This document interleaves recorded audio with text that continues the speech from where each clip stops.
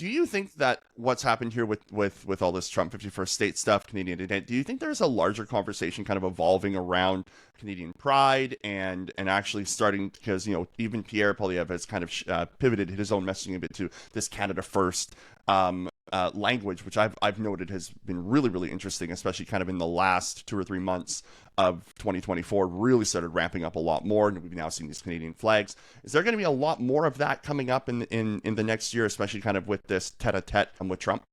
Yes, because I think it dovetails quite nicely with what, for kind of a lack of a better term, you've seen developing in conservative circles. You've had this anti-woke, for lack of a better term, agenda, talking about reclaiming historical figures like John A. Macdonald. So Pierre Poilievre in that presser made a reference to John A. Macdonald, and then an aside, yes, I just said John A. Macdonald, and I referenced him in the positive.